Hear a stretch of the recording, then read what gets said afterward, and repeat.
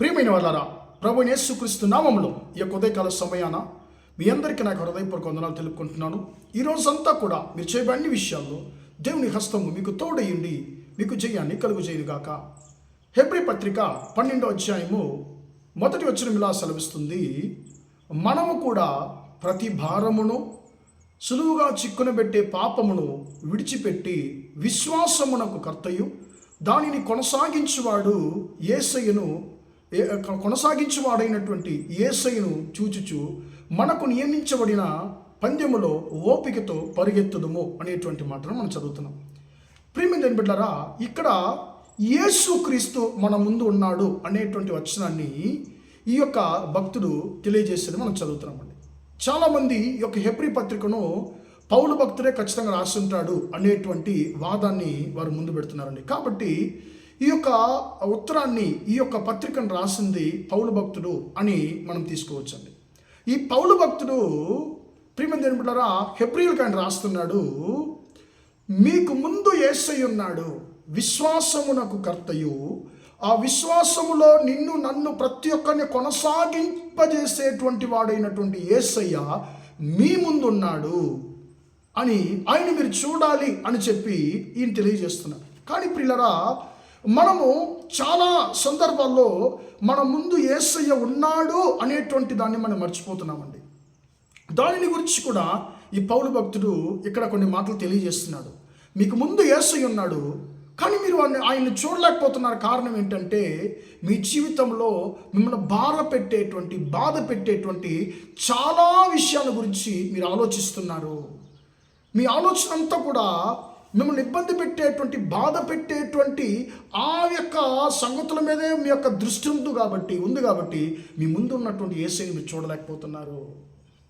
అది మాత్రం కాకుండా మిమ్మల్ని పడద్రోయడానికి ఎప్పుడు కూడా పాపము మిమ్మల్ని వెంటాడుతుంది కాబట్టి ఆ పాపాన్ని మాత్రం మీరు చూస్తున్నారు కాబట్టి మీరు యేసయ్యని చూడలేకపోతున్నారు అని నేను అంటున్నానండి.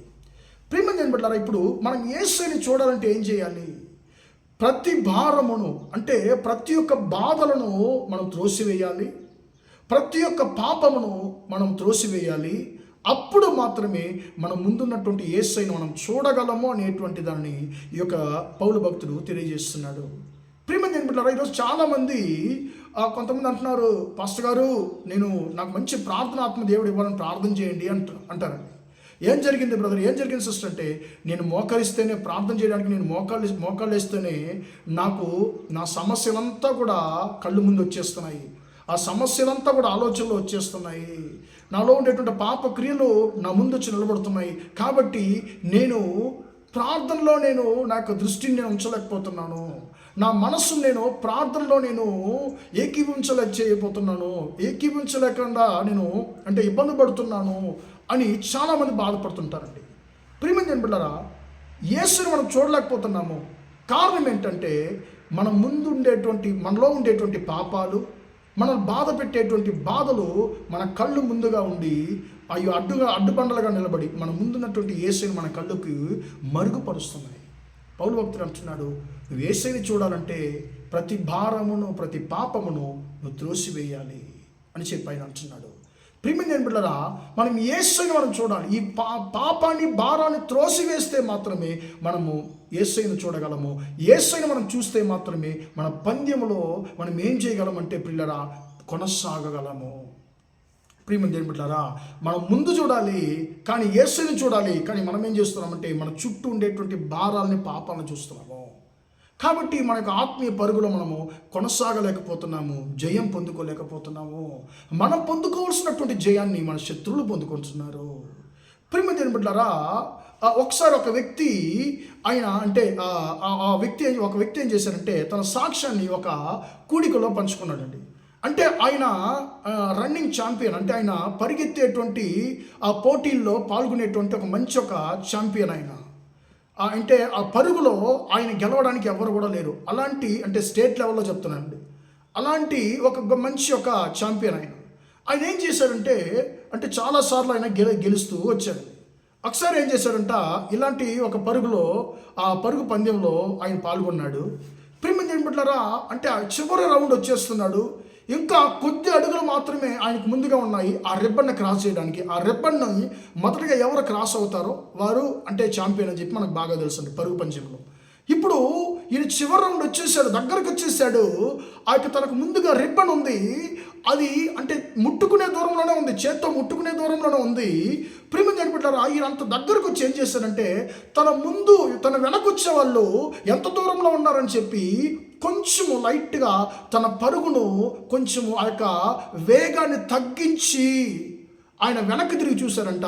ప్రియులరా, అంతే అంటే ఆయన క్లోజ్గా ఆయన దగ్గరగా ఉన్నటువంటి ఒక వ్యక్తి ఒక్క క్షణంలో ఆయన పాస్ చేసుకొని క్రాస్ చేసుకొని ఆయన ఛాంపియన్ అయిపోయాడు. ప్రియమైన దేవుని బిడ్డలారా, ఈయన అరే అని చెప్పి ఈయన హుషారయ్యేలోపు ఆయన చూసేలోపు అతడు ఈయన క్రాస్ చేసుకుని వెళ్ళిపోయి ఆయన ఛాంపియన్ అయిపోయాడు. ఈయన ఛాంపియన్ యొక్క స్థలాన్ని ఈయన కోల్పోయాడు. ప్రియమైన దేవుని బిడ్డలారా, అప్పుడు లెక్కించి చూశారట, టెస్ట్ చేశారంట. అంటే ఆయనకి ఛాంపియన్ ఓడిపోయినటువంటి ఈ ఫార్మర్ ఛాంపియన్కి అంటే ఎన్ని నిమిషాలు తేడాలో వీరు యొక్క గురిని అచీవ్ చేశారని చెప్పి చూస్తే హాఫ్ సెకండ్, అరక్షణం మాత్రమే అండి, ఒక్క క్షణం కూడా కాదు, అరక్షణం, హాఫ్ సెకండ్. ప్రియమైన దేవుని బిడ్డలారా, ఈయన తను చేసినటువంటి పొరపాటుని తలంచి ప్రియమైన దేవుని బిడ్డ చాలా రోజులు ఆయనకు అసలు నిద్ర పట్టలేదట. చాలా రోజులు దాన్ని మర్చిపోలేకుండా చాలా ఇబ్బంది పడ్డాట. ప్రియమైన దేవుని బిడ్డలారా, ఈ రోజుల్లో మన కొరకు దేవుడు జయాన్ని సిద్ధపరచున్నాడు. నన్ను మాత్రమే చూడు కుమారుడా, నన్ను మాత్రమే చూడు కుమార్తె, అప్పుడు నువ్వు జయాన్ని పొందుకోగలవు. నీ చుట్టూ ఉన్నటువంటి భారాన్ని పాపాన్ని నువ్వు చూడొద్దని దేవుడు అంటున్నాడు. కానీ మనం ఏం చేస్తున్నామండి, మన కుడివైపు ఎడంవైపు ఉన్నటువంటి భారాలని పాపాలను చూస్తున్నాం కాబట్టి మన కొరకు దేవుడు నియమించినటువంటి ఆశీర్వాదాలు మనం పొందుకోలేకపోతున్నాము.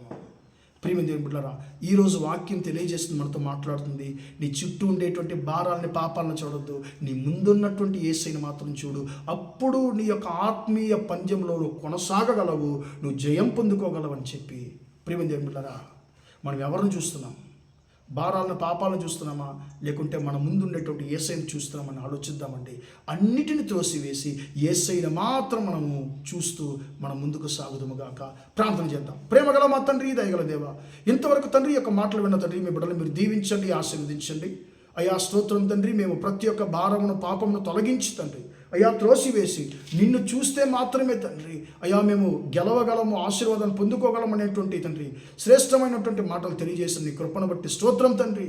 అయ్యా నీ బిడ్డలకు జీవితంలో బాధ పెడుతున్నటువంటి అయ్యా ప్రతి ఒక్క భారమును తండ్రి స్తోత్రం, ప్రతి ఒక్క పాపమును యేసయ్య నామములో తొలగిపోవునుగా అని ఆజ్ఞాపిస్తున్నాను. అయ్యా తండ్రి స్తోత్రం, నిన్ను మాత్రం చూసే బిడ్డలుగా తండ్రి, జయం పొందుకునే బిడ్డలుగా తండ్రి మీ బిడ్డలు మీరు మార్చమని ప్రార్థిస్తున్నాను. ఈ కృపణ తండ్రి యొక్క వాక్యాన్ని విన్న ప్రతి ఒక్కొక్కరికి దయచేయమని ప్రార్థిస్తున్నాను. వారి కుటుంబాన్ని దీవించమని ప్రార్థిస్తున్నాను. అయ్యా స్తోత్రం తండ్రి, ఈ రోజంతా కూడా మీ బిడ్డలు చేసే అన్ని విషయాల్లో మీరే తోడుండి మీ బిడ్డలు జయాన్ని కలుగజేయమని యేసు నామములో ప్రార్థిస్తున్నాను తండ్రి. ఆమేన్, ఆమేన్. ప్రియమైన వాళ్ళారా, దేవుని చిత్తం అయితే అంటే రేపటి నుండి మనకు యాష్ వెన్స్డే స్టార్ట్ అవుతుంది కాబట్టి రాబోయే 40 రోజులు మనకు గుడ్ ఫ్రైడే తర్వాత రోజు వరకు మనము సిలువ గురించినటువంటి కొన్ని విషయాలు మనము ఒక బైబిల్ స్టడీ వల్ల రేపటి నుంచి మనం ధ్యానించబోతున్నాము. దాని గురించి మీరు ప్రార్థించండి. దేవుడు మంచి మర్మాలను నాకు బయలుపరచాలని మీరు ప్రార్థించండి. నేను వాటిని మీతో పంచుకుంటాను. ప్రైజ్ లా.